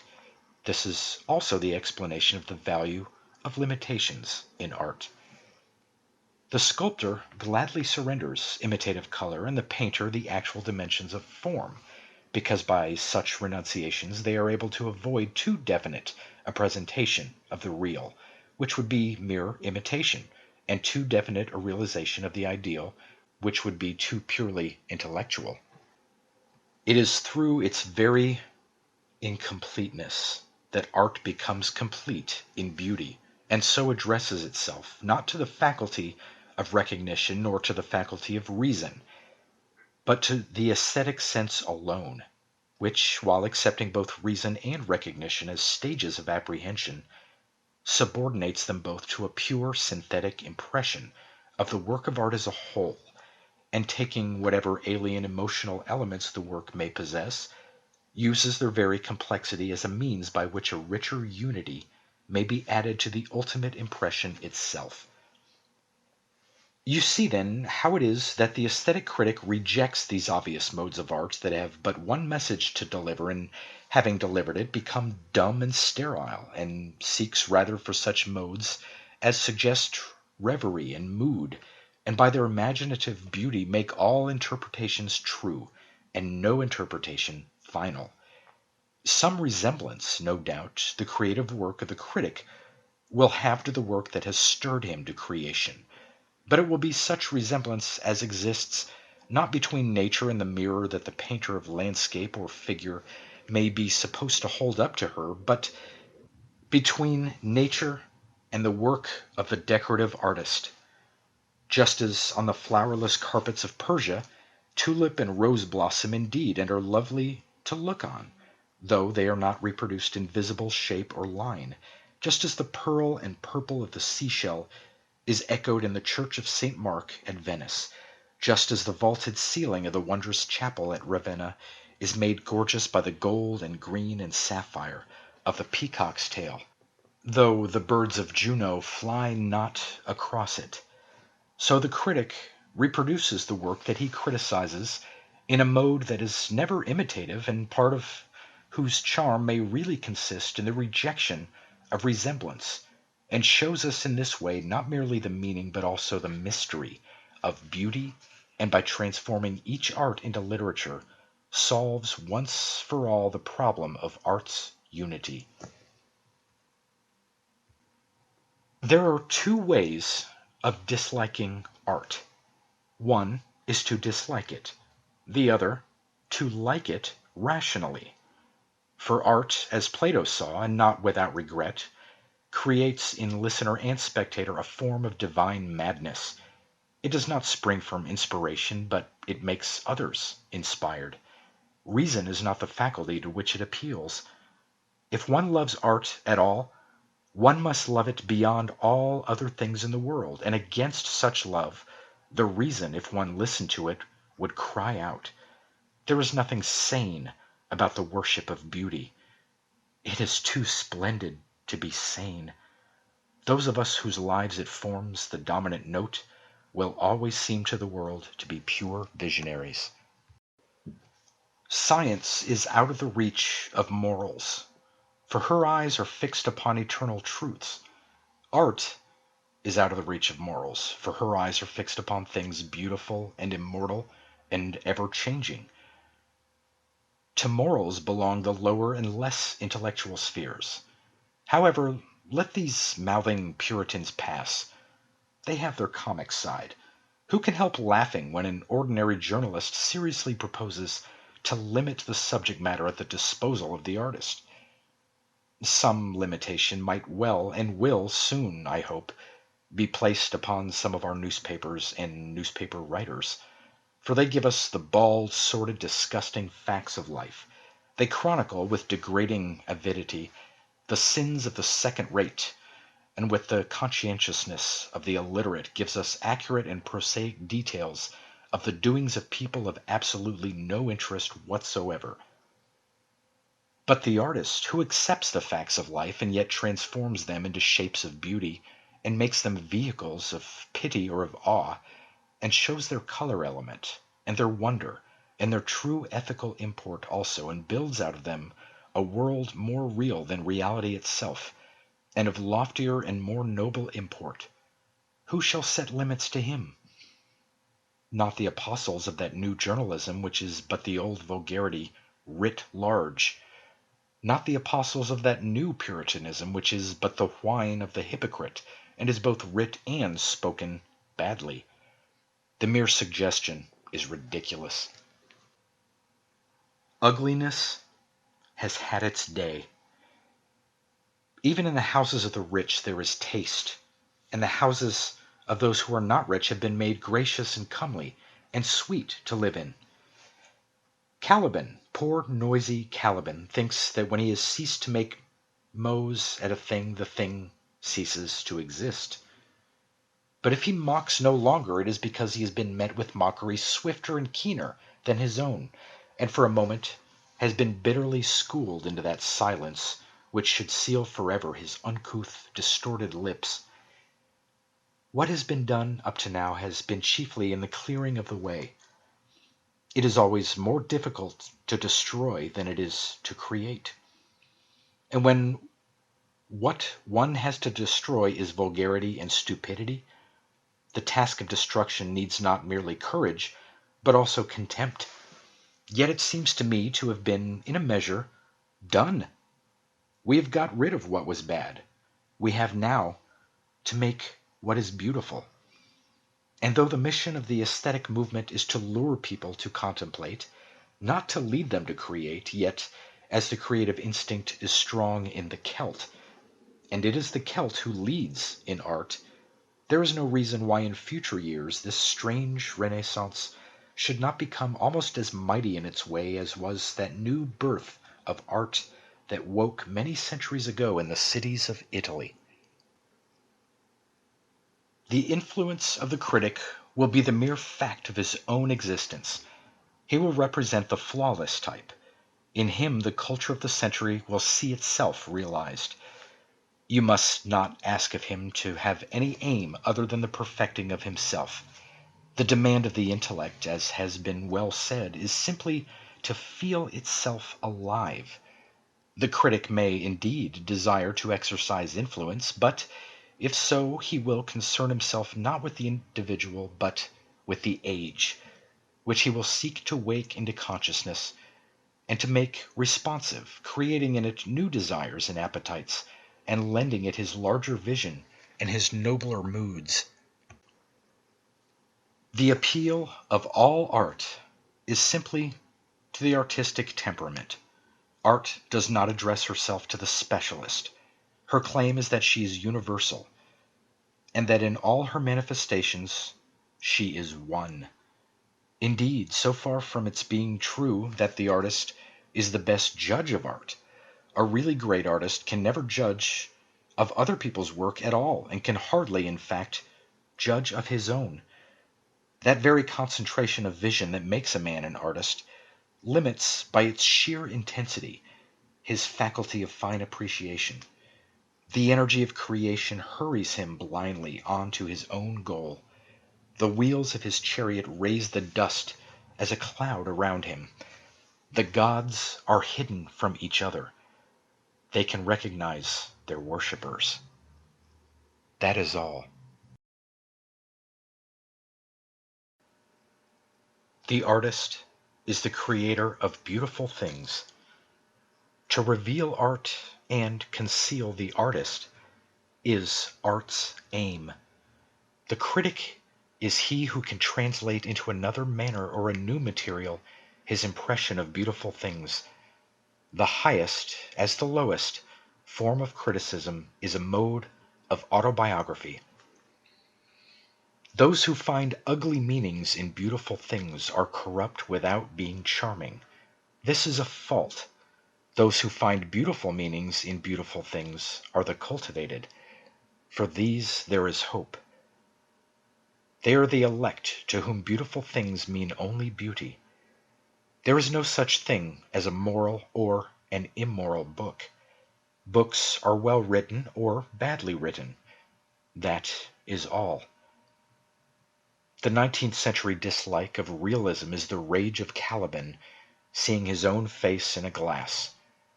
The 19th century dislike of romanticism is the rage of Caliban not seeing his own face in a glass. The moral life of man forms part of the subject matter of the artist, but the morality of art consists in the perfect use of an imperfect medium. No artist desires to prove anything. Even things that are true can be proved. No artist has ethical sympathies. An ethical sympathy in an artist is an unpardonable mannerism of style. No artist is ever morbid. The artist can express everything. Thought and language are to the artist instruments of an art. Vice and virtue are to the artist materials for an art.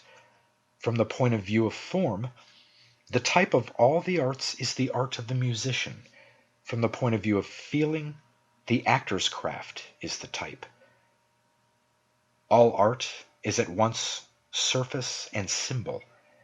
Those who go beneath the surface do so at their peril. Those who read the symbol do so at their peril. It is the spectator and not life that art really mirrors.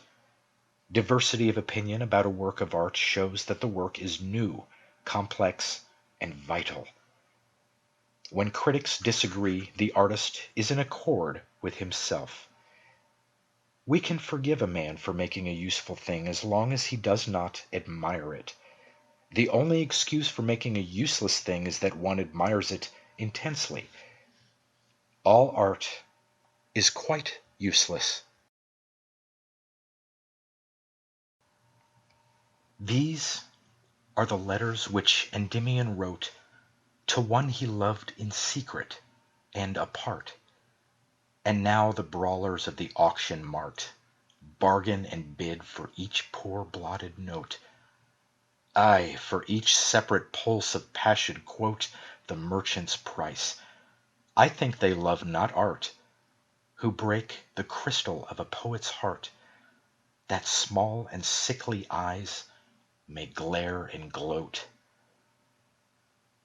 Is it not said that many years ago, in a far eastern town, some soldiers ran with torches through the midnight and began to wrangle for mean raiment and to throw dice for the garments of a wretched man, not knowing the god's wonder or his woe?